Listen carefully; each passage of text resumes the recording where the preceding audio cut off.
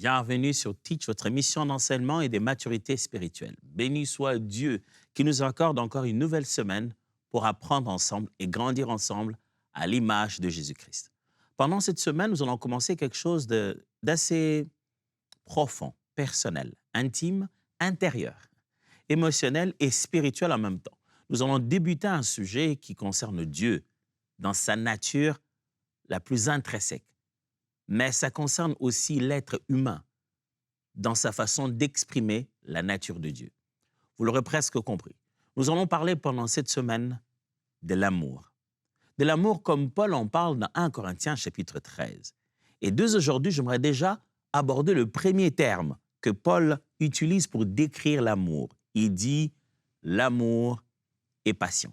Tout au long de cette semaine, nous allons rester sur ces adjectifs, ces qualificatifs derrière l'amour, et on va comprendre ensemble quels sont les mots qui étaient vraiment là dans la Bible, comment on peut réellement appliquer ça au quotidien d'aujourd'hui. Je vous assure, au bout de cet enseignement, vous allez commencer à déployer la nature de Christ partout où vous allez. Alors, let's teach, grandissons ensemble.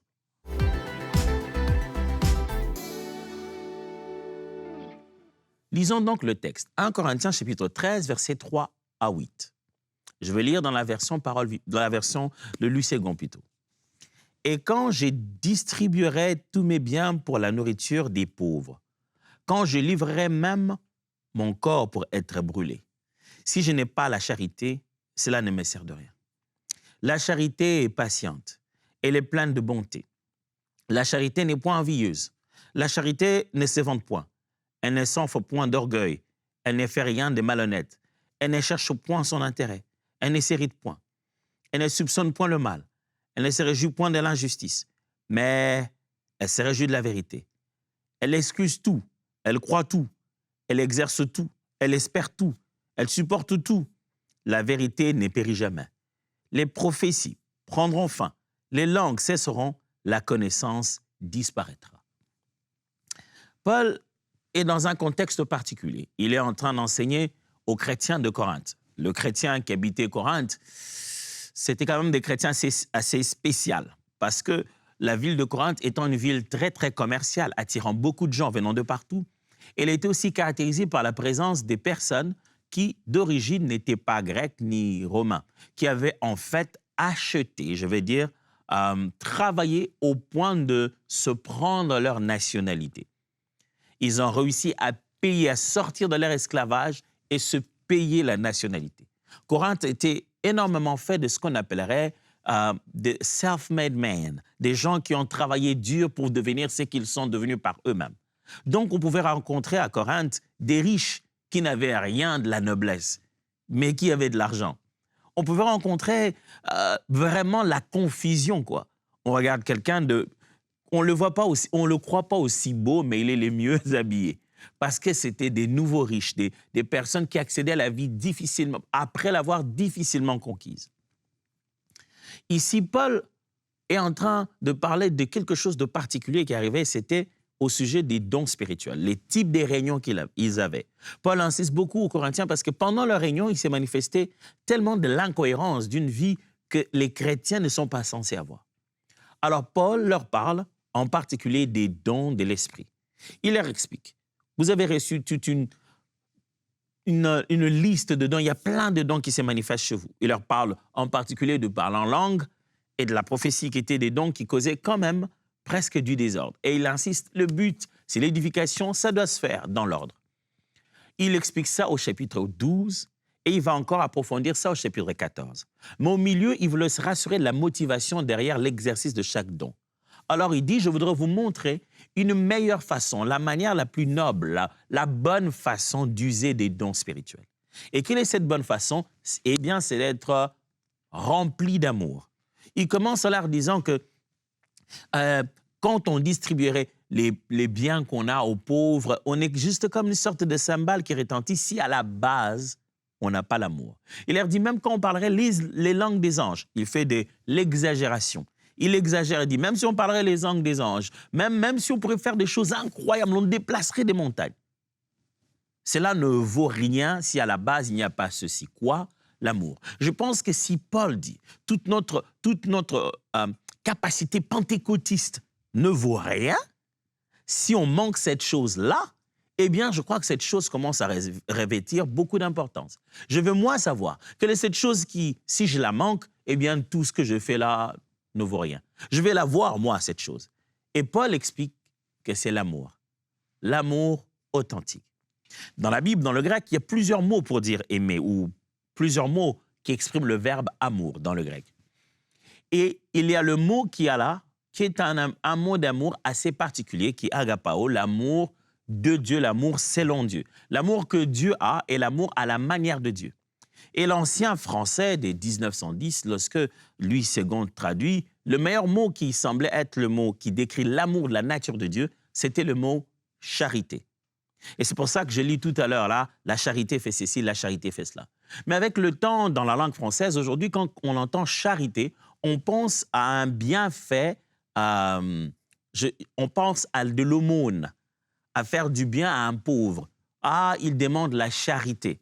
Or, le but, le mot à son origine, c'était de l'amour divin, qu'on exprimerait comme Dieu, à la nature de Dieu. Eh bien, quand vous lisez charité, surtout dans Louis II, souvenez-vous que vous parlez de l'amour agapao, l'amour de la nature de Dieu, l'amour de Dieu. Et il insiste tout de suite, il se met à décrire comment est l'amour. Il fait une liste, je vais dire. Qu'est-ce que cette liste dit? La liste dit ce que l'amour est, et la liste dit ce que l'amour n'est pas. Pour mieux définir l'amour, Paul utilise des affirmations de ce que l'amour devrait être ou ce qu'elle est, ou alors ce que l'amour ne devrait pas être. Il dessine donc un contour. En dessinant ces lignes, il dit, vous sortez de là, ce n'est pas de l'amour. Vous restez à l'intérieur, c'est ça l'amour. Il utilise la voix négative plus de 9 fois pour montrer que l'amour n'est pas ça, l'amour n'est pas ça, l'amour n'est pas ça. Il utilise la voix affirmative plus de 7 fois pour dire l'amour c'est ça, l'amour c'est ça, l'amour c'est ça. Chacun de ces mots est traduit avec soin. Mais comme je venais de vous démontrer que le mot charité lui-même seulement ayant tellement changé, il est possible que certains de ces mots-là, quand on le dit aujourd'hui dans notre société, on pense à autre chose. Le but ici, c'est que chacun de ces mots, une fois utilisé, vous sachiez qu'est-ce que la parole de Dieu nous demande de faire. Dans ce chapitre, Paul prend un plaisir de personnaliser l'amour. Il parle de l'amour comme si l'amour était une personne. Il lui donne des attributs qu'on donnerait à un être humain. Il personnalise, ou devrais-je dire, il personnifie l'amour. Alors il dit, l'amour est patient. Qu'est-ce qu'il veut dire par là? Le mot patient là-bas, en grec, makrotimei, veut dire être lent à la colère. Ça veut dire patienter, supporter longtemps. Supporter longtemps. Être très long. C'est-à-dire, on a attendu longtemps que tu puisses te fâcher. On a pensé que là, tu allais déjà exploser. Là, tu allais déjà exploser. Là, mais on s'est dit, wow, pourquoi pour moi, à sa place, j'allais déjà exploser. Mais on a l'impression que ta ligne des limites pour la colère, vraiment, c'est loin. Et c'est en regardant Paul exprimer ce qu'est l'amour qu'on ressent qu'il est en train de présenter des attributs de Dieu. Là, en colère, n'est-ce pas ça, Dieu tout craché? Et nous alors, peut-on être là en colère? J'ai entendu certains chrétiens se dire, bah, la liste de l'amour là, c'est juste, ça part de Dieu. Nous, on peut pas, un être humain ne peut pas devenir comme ça. C'est pas ce que la Bible dit. La Bible dit que nous avons reçu cet amour par le Saint-Esprit qui est en nous. Il est un devoir de pouvoir manifester et vivre ça. Là, c'est une école. Là, progressivement, on devient meilleur dans notre façon d'exprimer l'amour. L'amour est lent, très, très lent à la colère. Patiente, supporte pendant longtemps. Je tiens ma Bible. Elle est assez grosse. Je la tiendrai comme ça, avec ma main bien présentée là, tout droit, ténue. Et on me demande de tenir comme ça longtemps, 20 minutes, durant toute l'émission, pendant que j'enseigne, que je tienne comme ça. Je suis presque sûr qu'au moment, ça va commencer à trembloter. Le terme ici signifie, le terme patient signifie ici, quand je tiens la colère comme ça, je la tiens pendant longtemps, je je supporte comme ça longtemps. Je ne la lâche pas à la première minute, je supporte. Ça ne veut pas dire que je suis à l'aise et que je suis immunisé. Non, ça veut dire que je supporte la douleur, les tremblements qui viennent avec, je supporte que ça devienne mal à l'aise, mais je ne lâche pas. L'amour est comme ça. Il y a des opportunités, des raisons de se fâcher, de s'exploser. L'amour attend pendant longtemps. Laissez-moi vous proposer quelques affirmations pour qu'on comprenne ces mots patience ici. 1. L'amour qui prend du temps. Quand on dit que l'amour est patient, ça parle d'un amour qui prend du temps, qui prend son temps. Lisons 1 Corinthiens chapitre 13, verset 4. La charité est patiente. C'est ce qu'on vient d'apprendre, n'est-ce pas? Elle est pleine de bonté, la charité n'est point envieuse, la charité ne se vante point, elle ne s'enfle point d'orgueil. La charité est patiente. Jacques chapitre 1, verset 19. Jacques 1, 19.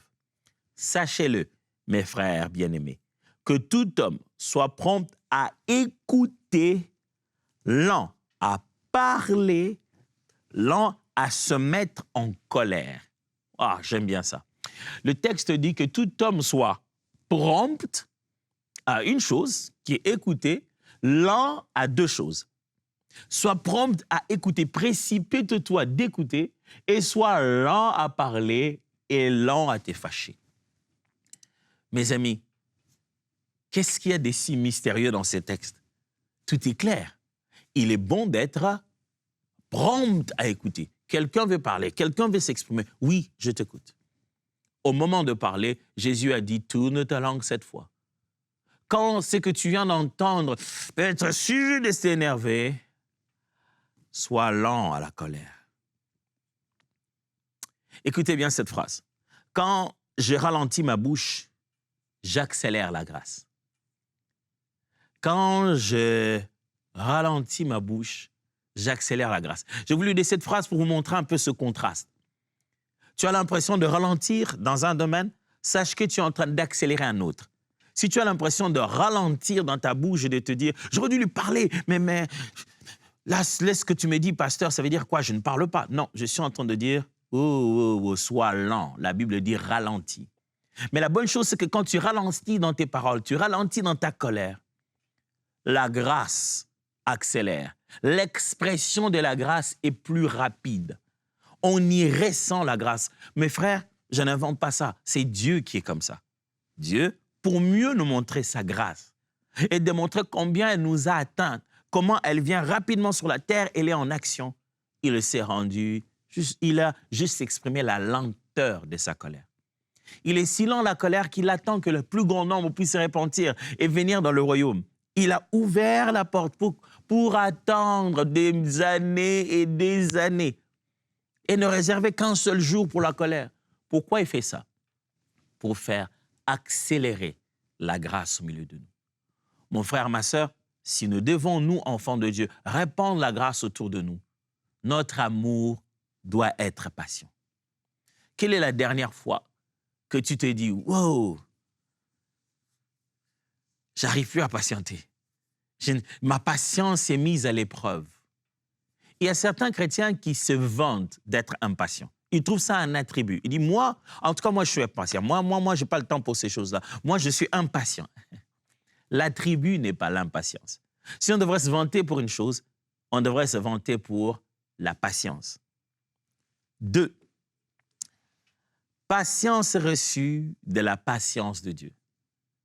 Quand on parle de l'amour et patient, la deuxième des choses que je voudrais communiquer ici, c'est que nous avons une patience que nous avons reçue de la patience de Dieu. C'est-à-dire, Dieu a montré sa patience vis-à-vis de nous et nous avons usé de ça pour donner aux autres. Mon ami, tu ne peux pas dire que tu n'es pas patient. C'est surtout pas de la part d'un chrétien. Oh, tu sens que ton corps, ton cœur est sur le point de s'exploser. Mais le mot que Paul utilise ici, c'est de supporter pendant longtemps. Ce n'est pas être à l'aise pendant longtemps. Non, tu n'es pas à l'aise, tu es mal à l'aise, c'est inconfortable, mais tu dois tenir ça pendant longtemps. où nous sommes potentiellement, tout chrétien est potentiellement équipé de la capacité de supporter et d'être patient. Pourquoi? Parce que Dieu est patient envers nous et le Dieu qui habite en nous est patience et l'esprit que nous avons reçu est patience. Souviens-toi de combien Dieu est patient envers toi et dis-toi, et si j'étais à sa place? 2 Pierre chapitre 3 verset 9. Les seigneurs ne tardent pas dans l'accomplissement de la promesse, comme les uns le croient, mais ils usent de patience envers nous. Ne voulons pas qu'aucun périsse, mais voulons que tous arrivent à la repentance. Vous voyez ça? Romains 2, verset 4. Où méprises-tu les richesses de sa bonté, de sa patience et de sa longanimité, ne reconnaissant pas que la bonté de Dieu te pousse à la repentance?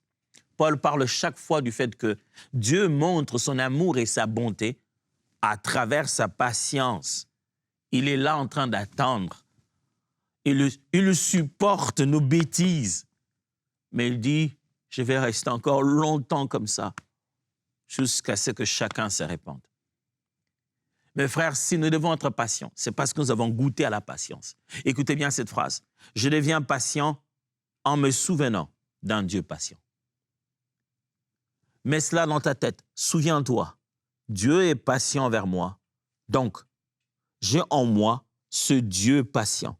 Ce qui signifie que je suis potentiellement patient. Donc, je dois manifester la patience. Souviens-toi du Dieu patient qui continue à patienter tes erreurs et devient patient. Dans ma vie, j'ai souvent fait usage de ça. Même quand je m'étais déjà enflammé, j'avais même parlé, j'avais déjà dit que non, voilà, je vais faire ça. J'ai déjà quelque chose de clair. Et je reste et je me dis, hey, Thomas, et toi alors? Est-ce qu'il n'est pas autant patient envers toi? Et je me tourne vers Dieu, je dis, Seigneur, pardonne-moi. Pardonne-moi de traiter les autres comme jamais je n'aurais accepté que tu me traites. Aide-moi à les traiter comme toi, tu me traites, avec patience. Troisièmement, patience qui rend le bien au lieu de réagir. La foi chrétienne, Jésus l'enseigne, non pas comme une religion réactive. Ce n'est pas comme une croyance qui réagit à ce que les gens font.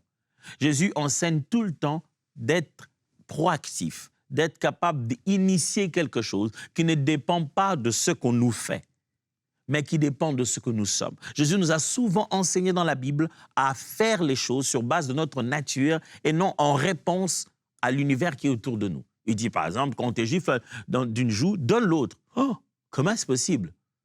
Naturellement, je devais réagir. Je devais moi aussi montrer que j'ai été touché. Il nous enseigne plutôt qu'il faut apprendre à rendre le bien, même quand le bien n'est pas la réaction directe du mal qui nous a été fait. Romains chapitre 12, versets 17 à 21. Ne rendez à personne le mal pour le mal. Recherchez ce qui est bien devant tous les hommes. S'il est possible, autant que cela dépend de vous, soyez en paix avec tous les hommes. Ne vous vengez point vous-même, bien-aimés, mais laissez agir la colère. Car il est écrit, à moi la vengeance, à moi la rétribution, dit le Seigneur. Mais si ton ennemi a faim, donne-lui à manger. S'il a soif, donne-lui à boire, car en agissant ainsi, tu amasseras des charbons ardents sur sa tête. Ne te laisse pas vaincre par le mal, mais surmonte le mal par le bien. Ne réponds pas au mal par le mal. La Bible te recommande de surmonter le mal par le bien, et c'est une expression forte d'un amour qui patiente. 1 Timothée chapitre 5, versets 14 à 15.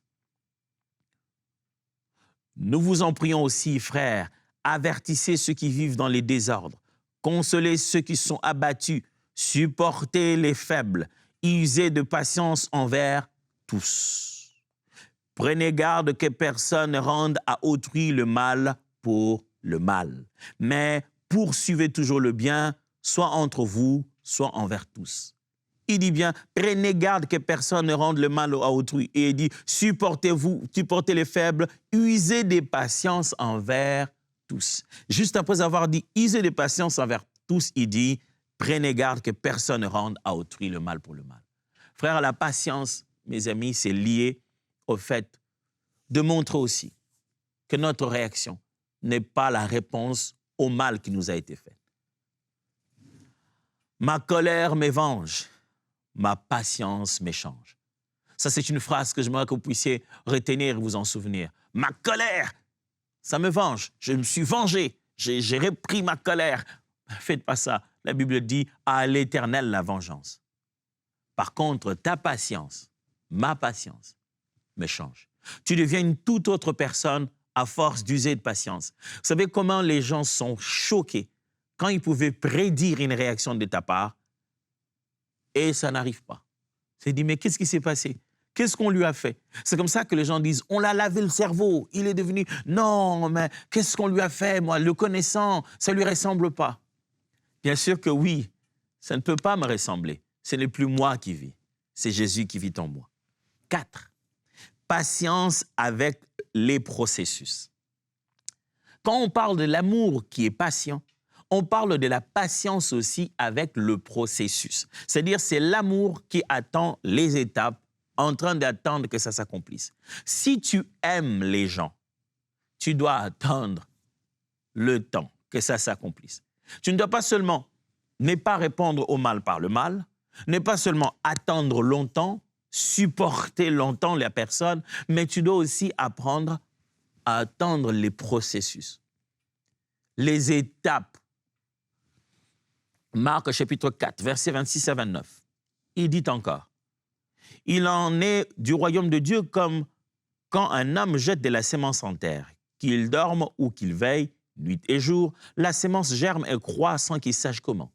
La terre produit d'elle-même, d'abord l'herbe, puis l'épi, puis le grain, tout formé dans l'épi. Et dès que le fruit est mûr, on y met la faucille, car la moisson est là. » Regardez ça. Il montre, Jésus parle aussi du processus, et il montre que l'homme n'a rien à voir dans ça.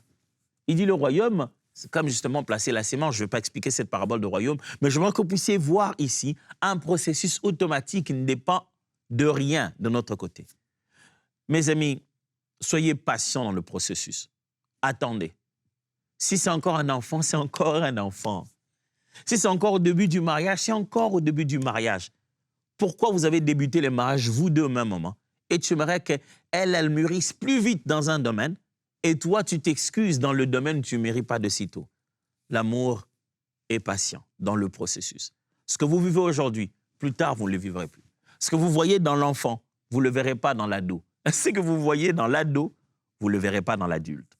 Colossiens 3, 12, 14. Ainsi donc, comme les élus de Dieu, saints et bien-aimés, revêtez-vous des sentiments de compassion, de bonté, d'humilité, de douceur, de patience. Supportez-vous les uns les autres. Et si l'un a sujet de se plaindre de l'autre, pardonnez-vous réciproquement. De même que Christ vous a pardonné, pardonnez-vous aussi. Mais par-dessus toutes ces choses, revêtez-vous de la charité, qui est le lien de la perfection. Voilà, l'amour, le lien de la perfection qui s'exprime par se supporter les uns les autres. Écoutez bien cette phrase. Le prochain pas vaut mieux que la grande promesse non tenue. Il vaut mieux, comme il dit, que je fasse un prochain pas, juste d'ici, là où je suis, vers là où je vais, au lieu d'avoir des grosses promesses de là où j'irai loin. Et ces promesses ne sont jamais tenues. Je préfère faire le prochain pas que d'attendre un jour de pouvoir sauter et voler. Et cela n'arrive jamais. Alors, réjouissez-vous du prochain pas. Le prochain pas est toujours meilleur qu'un décollage qui n'arrivera jamais. 5. Patience est différente de passivité. Quand on dit patience, mes amis, on ne dit pas passivité. Je ne suis pas en train d'essayer de vous dompter pour que vous deveniez inerte et passif. Non. Je vous enseigne ce que la Bible nous montre. L'amour devrait être patient. Mais ça ne signifie pas que l'amour est passif. Éphésiens 4, 2, 3 dit « En toute humilité et douceur, avec patience, vous supportant les uns les autres, vous efforçant de conserver l'unité de l'esprit par le lien de la paix. » Le verset 29 et 27, toujours d'Éphésiens, dit « Si vous vous mettez en colère, ne péchez point, que le soleil ne se couche pas sur votre colère et ne dormez pas, et ne donnez pas accès au diable. » Il n'a pas dit « Vous ne pouvez jamais vous mettre en colère. » Il dit non. Oui, on va se supporter les uns les autres, mais nous sommes dans un contexte où, à un moment donné, la colère va s'exprimer. Mais voilà, ce qu'il faut donner comme limite à la colère, c'est qu'on ne veut pas dormir avec. Être patient ne signifie pas qu'on ne se fâchera jamais. Ça signifie qu'on est juste lent avant de se fâcher. Matthieu 18, 15. Si ton frère a péché, va et reprends-le entre toi et lui seul. S'il t'écoute, tu auras gagné ton frère. On n'a pas dit si ton frère a péché, ne le reprends jamais. C'est ce qui montre l'amour. Non, non. Ça signifie être actif, aller le voir et lui dire que tu as péché. Ça signifie que tu ne vas pas lui donner une punition tout de suite parce qu'il y a un processus auquel il faut être patient parce que la patience n'est pas la passivité. Écoutez bien cette phrase. Être patient, ce n'est pas tout permettre, c'est bien gouverner. La patience te permet de gérer et de gouverner. Ça ne dit pas que tu dois présenter des bêtises. Quand quelqu'un est lent dans la colère, il est respecté. Celui qui se fâche à chaque bout de champ finit par perdre tout respect de tout le monde. La lenteur de ta colère montre combien tu aimes tes frères, tes sœurs, tes collaborateurs, ta femme, ton mari. Les gens autour de toi perçoivent l'amour de Dieu quand tu sais être lent dans la colère, mais aussi quand tu sais à quel moment te fâcher. Pas être passif.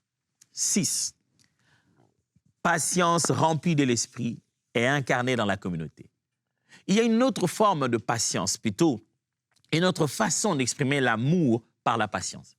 C'est qu'il faut se souvenir que l'amour, la patience qu'il y a dans l'amour, nous vient du Saint-Esprit.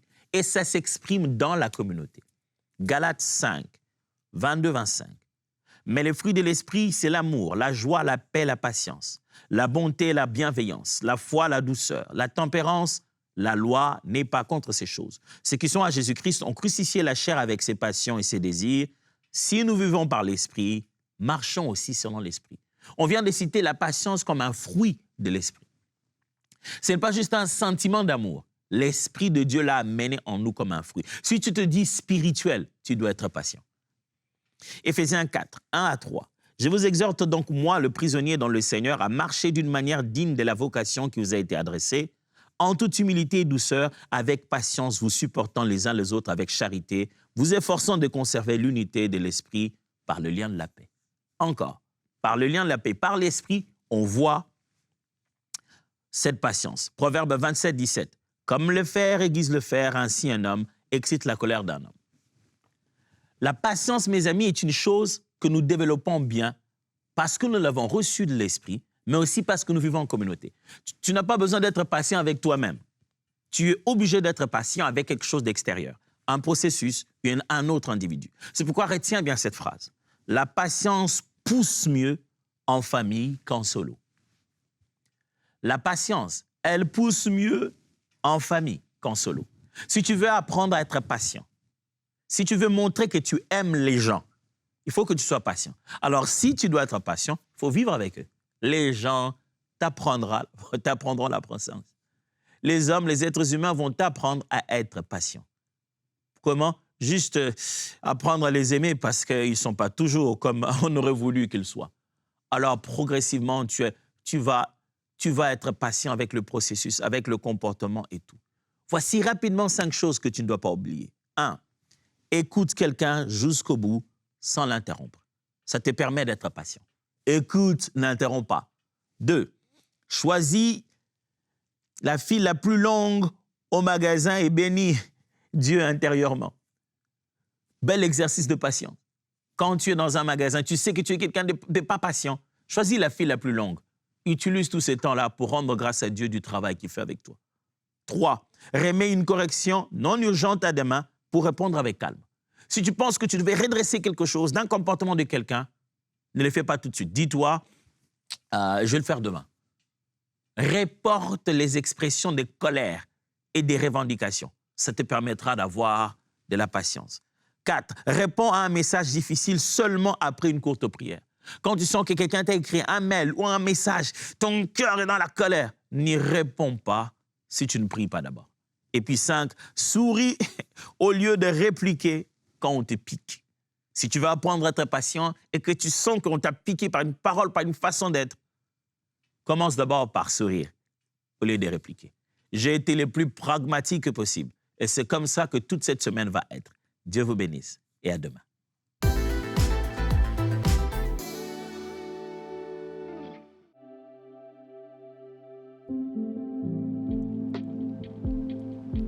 Bonjour à tous, je suis Steve Poliis et voici mon témoignage.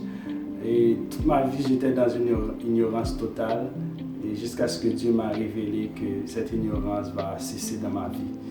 Et des mois de cela, j'ai commencé à développer des relations très intimes avec Dieu. Et puis, je sentais qu'il y a un vide que je dois combler dans cette intimité que je développe avec Dieu. Et puis, le Saint-Esprit m'a guidé sur une émission sur les EMCI TV. Là, on parlait à propos du baptême dans le Saint-Esprit. Et puis, je commence à me repentir, à dire Seigneur, je demande pardon parce que j'étais dans une ignorance totale. Je demande que tu me fais grâce de me plonger dans ton Saint-Esprit. C'est là que le dernier jour de l'émission, Dieu a entendu ma prière et durant le pasteur Donato était en train de donner un témoignage à propos du pasteur qui était en train de prêcher et qui a utilisé sa langue spirituelle. Et puis, dès ce moment-là, le Saint-Esprit, c'était tellement puissant, le Saint-Esprit m'a poussé à être à genoux. Et là, je commence à parler en d'autres langues. C'était tellement puissant sur moi. Je parlais. Et puis, j'ai mis l'émission sur pause parce que je me sentais tellement différent. Et j'ai rentré dans ma chambre pour vérifier si c'était correct, si c'était vraiment réel. Et puis, j'ai recommencé à parler en d'autres langues, parler. Et puis, c'était vraiment puissant. J'ai béni Dieu parce qu'il m'a fait grâce de me plonger dans son Saint-Esprit. Et j'en vous encourage tous à développer cette intimité avec Dieu. Et Dieu peut vous faire grâce et de vous plonger dans son Saint-Esprit. Que Dieu vous bénisse tous. Gloire à Dieu. Amen. Lorsque je vois les témoignages qu'on reçoit ici à MCI, je suis toujours bouleversée. Vraiment, le mot c'est bouleversée parce que je me rends compte que Dieu, il est tellement fort, tellement bon, tellement puissant. Il touche des personnes au-delà des écrans, des personnes à l'autre bout du monde. On voit tellement des choses extraordinaires, des guérisons, des vies transformées, des personnes qui étaient loin du Seigneur, qui reviennent, des nouvelles naissances, des foyers restaurés, rebâtis, des vies complètement transformées par la bonne nouvelle de l'Évangile. Et vraiment, ça me réjouit parce que je me rends compte que nous sommes privilégiés. Oui, le mot est privilégié. Nous sommes privilégiés d'être aux premières loges de ce que Dieu est en train de faire dans cette génération. Et vous et moi, nous sommes de cette génération qui voyons la manifestation de la gloire de Dieu. Et vraiment, je veux remercier chaque partenaire parce que c'est grâce à vous, grâce à votre soutien mensuel qu'on est en mesure de faire toutes ces émissions, tout ce contenu, toutes ces conférences, voilà, tous ces outils que nous offrons aux frères et sœurs afin d'être fortifiés dans leur foi. Et c'est vraiment grâce à vous. Et je veux encourager aussi certains d'entre vous, si vous n'êtes pas encore partenaire, aujourd'hui est le moment, maintenant est le moment de rejoindre cette grande famille des partenaires. Dieu est en train de faire des choses extraordinaires et nous sommes vraiment privilégiés de les voir. Alors je vous invite à aller sur emcitv.com/don et devenir aujourd'hui un partenaire avec EMCI. Dès maintenant, rejoignez la famille des partenaires qui donnent pour voir des vies transformées partout dans la francophonie. Pour faire votre don, rendez-vous sur emcitv.com/don.